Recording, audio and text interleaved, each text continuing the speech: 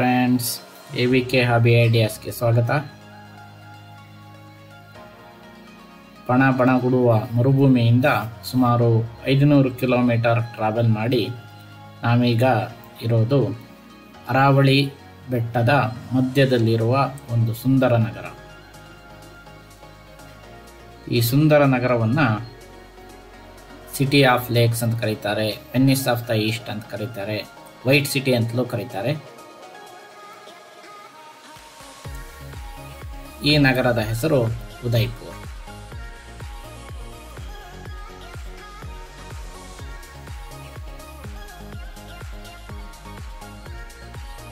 ಉದಯ್ಪುರ್ ಸುಮಾರು 7 ಲೇಕ್ಗಳ ಮಧ್ಯದಲ್ಲಿರೋದರಿಂದ ಇದನ್ನು city of lake ಅಂತ ಕರೀತಾರೆ. ನಾವೀಗ ನೋಡ್ತಾ ಇರೋದು ಒಂದು ಮುಖ್ಯವಾದ ಲೇಕ್. ಇದನ್ನು ಲೇಕ್ ಪಿಚೋಲಾ ಅಂತ ಕರೀತಾರೆ.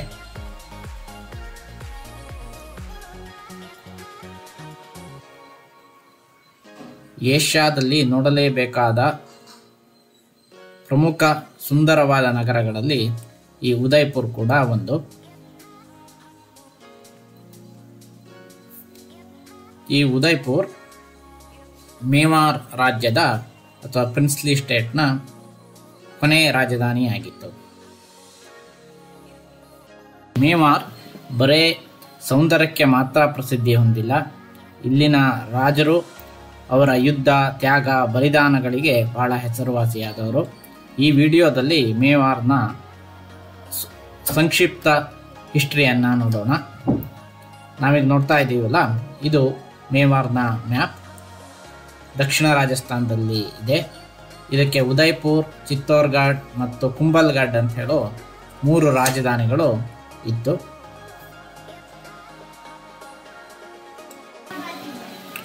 ಚಿತ್ತೋರ್ಗಢ್ ಇದರ ಬಹುಕಾಲದ ರಾಜಧಾನಿ ಮತ್ತು ಮೊದಲ ರಾಜಧಾನಿ. ನೀವು ನೋಡ್ತಾ ಇದ್ದೀರಲ್ಲ, ಈ ಮಾಡೆಲ್ಲು ಚಿತ್ತೋರ್ಗಢದ ಫೋರ್ಟ್ ಇಂದು. ಈ ಚಿತ್ತೋರ್ಗಢದ ಫೋರ್ಟ್ ಇಲ್ಲಿನ ವಿಜಯ ಸ್ತಂಭ, ಕೀರ್ತಿ ಸ್ತಂಭ, ಆರ್ಕಿಟೆಕ್ಚರ್ ಮಾರ್ವೆಲ್ ಅಂತ ಕರೀತಾರೆ ಇದನ್ನು. ಚಿತ್ತೋರ್ಗಢ್ ಉದಯ್ಪುರಿಂದ ಸುಮಾರು 120 ಕಿಲೋಮೀಟರ್ ದೂರದಲ್ಲಿದೆ. ಅಪ್ಪಾರಾವಲ್ 8ನೇ ಶತಮಾನದಲ್ಲಿ ಮೇವಾರ್ ರಾಜ್ಯವನ್ನು ಸ್ಥಾಪನೆ ಮಾಡ್ತಾರೆ. ಅಂದರೆ ಇದು ಬಹಳ ಹಳೆಯದಾದ ಸಂಸ್ಥಾನಗಳಲ್ಲಿ ಒಂದು.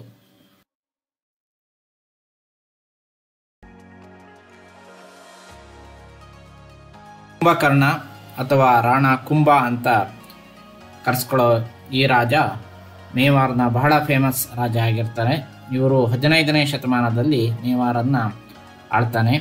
ಇವನೇ ರಾಜಸ್ಥಾನದಲ್ಲಿ ಸುಮಾರು ಕೋಟೆಗಳನ್ನು ಕಟ್ತಾನೆ. ನಮಗೆ ಚೀನಾದ ಗ್ರೇಟ್ ವಾಲ್ ಗೊತ್ತು, ಅದು ಪ್ರಪಂಚದ ಉದ್ದವಾದ ವಾಲ್. ಅದರ ನಂತರದ ವಾಲ್ ಇರೋದು ರಾಣಾ ಕುಂಭ ಕಟ್ಟಿದ ಕುಂಭಲ್ಗಢ್ನ ಫೋರ್ಟ್ನಲ್ಲಿ. ಇದು 38 ಕಿಲೋಮೀಟರ್ ಉದ್ದವಾದ ವಾಲನ್ನು ಹೊಂದಿದೆ. ಮೇವಾರದ ರಾಜರನ್ನ ಸಿಸೋಡಿಯಾ ವಂಶದ ರಾಜರು ಅಂತ ಕರೀತಾರೆ. ಮೀರಾಬಾಯಿ ಕೂಡ ಇದೇ ರಾಜವಂಶಕ್ಕೆ ಸೇರಿದವರು.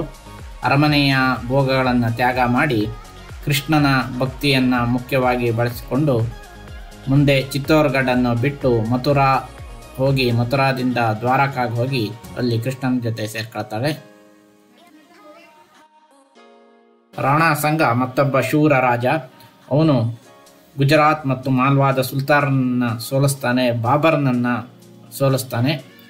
ಆದರೆ ಇವನ ಕಡೆಯವರೇ ಇವನಿಗೆ ಒಂದು ದಿನ ವಿಷ ಹಾಕಿ ಮೋಸದಿಂದ ಕೊಂದುಬಿಡ್ತಾರೆ. ರಾಣಾ ಸಂಗ ಯುದ್ಧದಲ್ಲಿ ಒಂದು ಕೈಯನ್ನ, ಒಂದು ಕಣ್ಣನ್ನ ಕಳೆದುಕೊಂಡಿದ್ದ. ಆದರೂ ಅವನು ಬಹಳ ಶೂರ ರೀತಿಯಲ್ಲಿ ಯುದ್ಧವನ್ನು ಮಾಡ್ತಿದ್ದಂತೆ. ಗುಜರಾತ್ನ ಸುಲ್ತಾನ ಮತ್ತೆ ಆಕ್ರಮಣವನ್ನು ಮಾಡ್ತಾನೆ. ರಜಪೂತರಲ್ಲಿ ಒಂದು ವ್ಯವಸ್ಥೆ ಇತ್ತು, ಅದೇನಪ್ಪ ಅಂದರೆ ಜೋಹರ್. ಯುದ್ಧದಲ್ಲಿ ಗಂಡಸರು ಸೋತರೆ ಎದುರಾಳಿಗಳು, ಅದರಲ್ಲೂ ಮುಸ್ಲಿಂ ರಾಜರುಗಳು ಇಲ್ಲಿನ ಲೇಡೀಸನ್ನು ಕರ್ಕೊಂಡು ಹೋಗ್ಬಿಡ್ತಿದ್ರು. ಅದಕ್ಕಾಗಿ ಇಲ್ಲಿನ ರಾಣಿಯರು ಮತ್ತು ಅವರ ದಾಸಿಯರು ಎಲ್ಲರೂ ಒಟ್ಟಿಗೆ ಒಂದು ದೊಡ್ಡದಾದ ಬೆಂಕಿಗೆ ಬಿದ್ದು ತಮ್ಮನ್ನು ತಾವು ಆಹುತಿ ಮಾಡ್ಕೊಳ್ತಾ ಇದ್ರು. ಇದನ್ನು ಜೋಹರ್ ಅಂತ ಕರೀತಾರೆ. ರಾಣಾ ಸಂಗನ ಹೆಂಡತಿ ಕೂಡ 10,000 ಜನ ಹೆಂಗಸರ ಜೊತೆ ಇದೇ ರೀತಿ ಚಿತ್ತೋರ್ಗಢ್ನಲ್ಲಿ ಜೋಹರನ್ನು ಮಾಡ್ಕೊಂಡ್ಲು. ಆ ಜಾಗವನ್ನು ಈಗಲೂ ಚಿತ್ತೋರ್ಗಢ ಫೋರ್ಟಲ್ಲಿ ನೋಡ್ಬೋದು. ಅಲ್ಲಾವುದ್ದೀನ್ ಖಿಲ್ಜಿ ಇದೇ ರೀತಿ ಆಕ್ರಮಣ ಮಾಡಿದ್ದ ಚಿತ್ತೋರ್ಗಢ ಮೇಲೆ. ಆಗ ಅಂದಿನ ರಾಣಿ ಪದ್ಮಾವತಿ 15,000 ಜನರ ಜೊತೆ ಜೋಹರಾಗಿದ್ಲು. ಇದು ಸತಿ ಪದ್ಧತಿಯಲ್ಲ. ಸತಿ ಅಂದರೆ ತನ್ನ ಗಂಡನ ಜೊತೆ ಚಿತೆಗೆ ಬೀಳೋದು, ಇದು ಬೇರೆ, ಜೋಹರ್ ಬೇರೆ. ರಾಣಿ ಕರ್ಣಾವತಿಗೆ ಒಂದು ಸಣ್ಣ ಮಗು ಇರುತ್ತೆ. ಆ ಮಗುವನ್ನ ಅವಳು ಪನ್ನಾದಾಯಿ ಹೇಳೋ ದಾಸಿಗೆ ಕೊಡ್ತಾಳೆ. ಯುದ್ಧ ಮುಗಿದ ನಂತರ ಗುಜರಾತ್ನ ಸುಲ್ತಾನ ಚಿತ್ತಾರ್ಗಢದ ಕೋಟೆ ಒಳಗಡೆ ಪ್ರವೇಶ ಮಾಡ್ತಾನೆ. ಆಗ ಈ ಮಗು ಸಿಗುತ್ತೆ. ಈ ಮಗುವನ್ನು ಅವನು ಕೊಲ್ತಾನೆ. ಆದರೆ ಪನ್ನಾದಾಯಿ ರಾಜ ಮಗುವಿನ ಬದಲ ಮಾಡಿ ತನ್ನ ಮಗುವನ್ನು ಇಟ್ಟಿರ್ತಾಳೆ.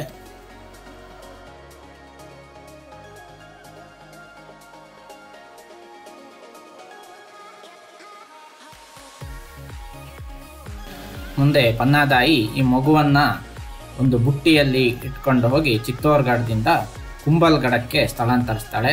ಅಲ್ಲೇ ಆ ಮಗುವನ್ನ ಅವಳು ಸಾಕ್ತಾಳೆ.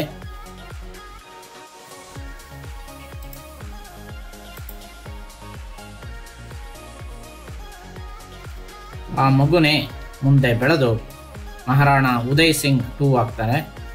ಇದೇ ಉದಯ್ ಸಿಂಗ್ ಉದಯ್ಪುರನ್ನು ಕಟ್ತಾನೆ. ಮಹಾರಾಣ ಉದಯ್ ಸಿಂಗ್ರ ಮಗ ಮಹಾರಾಣ ಪ್ರತಾಪ್.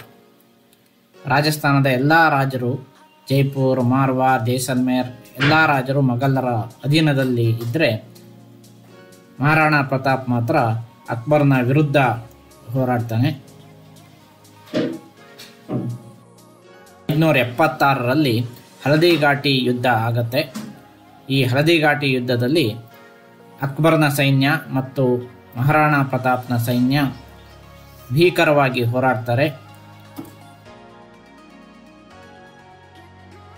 ಮೇವಾರದ ಸೈನ್ಯವನ್ನು ಲೀಡ್ ಮಾಡಿದ್ದು ಮಹಾರಾಣ ಪ್ರತಾಪ್. ಅದೇ ರೀತಿ ಅಕ್ಬರ್ನ ಸೈನ್ಯವನ್ನು ಲೀಡ್ ಮಾಡಿದ್ದು ಅವನ ಪ್ರಮುಖ ಸೈನ್ಯಾಧಿಕಾರಿ ಮಾನ್ಸಿಂಗ್.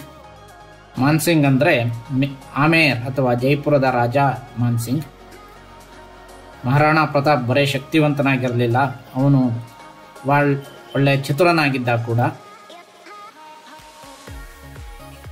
ಇದು ಹಳದಿ ಘಾಟಿ ಯುದ್ಧದ ಒಂದು ಚಿತ್ರ.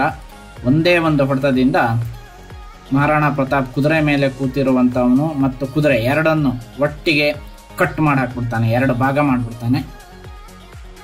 ಏಕ್ ಮಾರ್ ದೋ ತುಕಡ ಅಂತ ಹೇಳ್ತಾರಲ್ಲ, ಆ ರೀತಿ.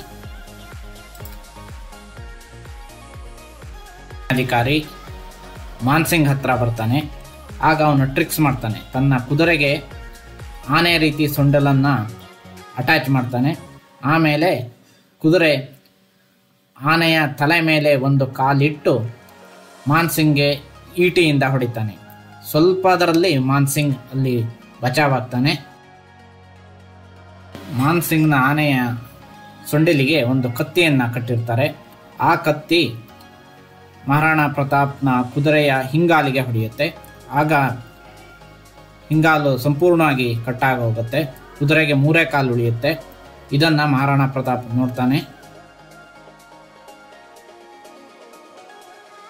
ಮಾನ್ಸಿಂಗ್ನ ಸೇನೆಯನ್ನು ತಪ್ಪಿಸಿಕೊಂಡು ಬೇರೆ ಕಡೆ ಓಡ್ತಾನೆ. ಕುದುರೆ 3 ಕಾಲಿಂದ ಸುಮಾರು 3-4 ಕಿಲೋಮೀಟರ್ ದೂರ ಓಡೋಗುತ್ತೆ. ಅವನ ಹಿಂದ್ಗಡೆ ಮೊಘಲ್ ಸೈನಿಕರು ಅಟ್ಯಾಕ್ ಮಾಡೋದಕ್ಕೆ ಬರ್ತಾರೆ. ಆದರೂ ಕುದುರೆ ಓಡುತ್ತೆ. ಕೊನೆಗೆ ಒಂದು ಭಾಗದಲ್ಲಿ ಒಂದು ನದಿ ಸಿಕ್ಬಿಡುತ್ತೆ. ಆ ನದಿಯನ್ನು ದಾಟಿ ಹಾರೋದು ಬಹಳ ಕಷ್ಟದ ಕೆಲಸ.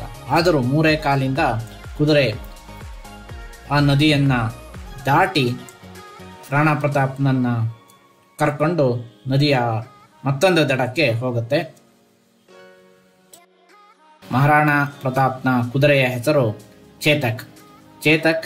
ಮಹಾರಾಣ ಪ್ರತಾಪ್ನನ್ನು ಹಳದಿ ಘಾಟಿ ಯುದ್ಧದಲ್ಲಿ ಜೀವನ ಕಾಪಾಡುತ್ತೆ. ಹಳದಿ ಘಾಟಿ ಯುದ್ಧದಲ್ಲಿ ಮೇವಾರದ ಸೈನಿಕರು ಇದ್ದಿದ್ದು ಕೇವಲ 20,000 ಜನ. ಆದರೆ ಮೊಘಲರ ಕೈಯಲ್ಲಿ ಇದ್ದಿದ್ದು 80,000 ಜನ.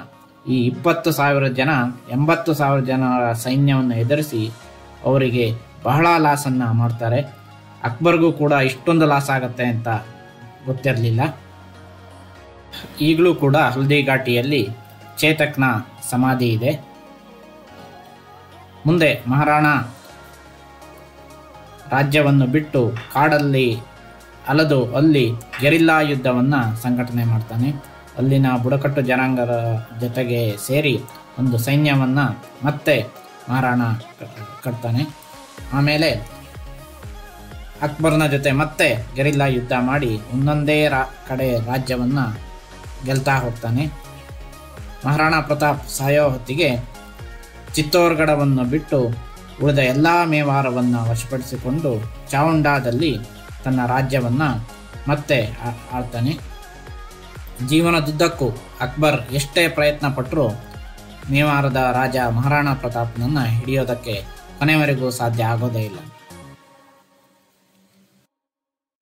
ಮಹಾರಾಣಾ ಪ್ರತಾಪ್ನ ಮಗ ಅಮರ್ ಸಿಂಗ್ ಒನ್ ಮೊಘಲರ ರಾಜ ಜಹಂಗೀರ್ ಜೊತೆ ಟ್ರೀಟಿ ಮಾಡ್ಕೊಳ್ತಾನೆ.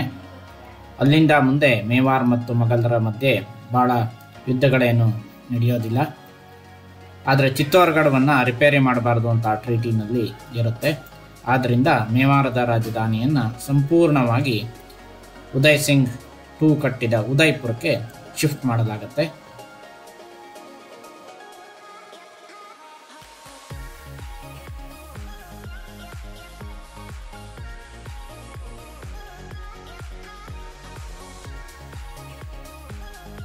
ನೀವು ಉದಯ್ಪುರವನ್ನು ಮೇಲ್ಗಡೆ ಗುಡ್ಡದಿಂದ ಚೆನ್ನಾಗಿ ನೋಡ್ಬೋದು. ನಾವಿರೋ ಪ್ರದೇಶ ಕರ್ಣಿ ಮಾತಾ ಟೆಂಪಲ್ ಅಂತ. ಅಲ್ಲಿಂದ ನೋಡಿದರೆ ಲೇಕ್ ಪಿಚೋಲಾ, ಜಗಮಂದಿರ್ ಪ್ಯಾಲೇಸ್ ನೀವು ನೋಡ್ತಾ ಇದ್ದೀರಲ್ಲ, ಇದು ಈಗಿನ ಅರಮನೆ, ಉದಯ್ಪುರದ ಈಗಿನ ಅರಮನೆ. ಮುಂದಿನ ವಿಡಿಯೋದಲ್ಲಿ ನಾವು ಇದನ್ನು ಇನ್ನಿಷ್ಟು ಸ್ಥೂಲವಾಗಿ ನೋಡೋಣ.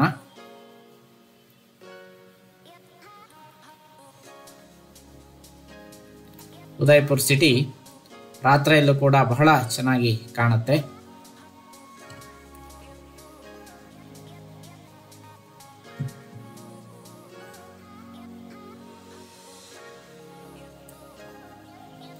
ನಾವೀಗ ವಿಡಿಯೋದ ಕೊನೆಯ ಭಾಗದಲ್ಲಿ ಇದ್ದೀವಿ.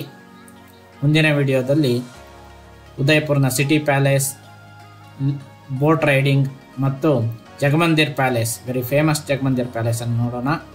Thank you.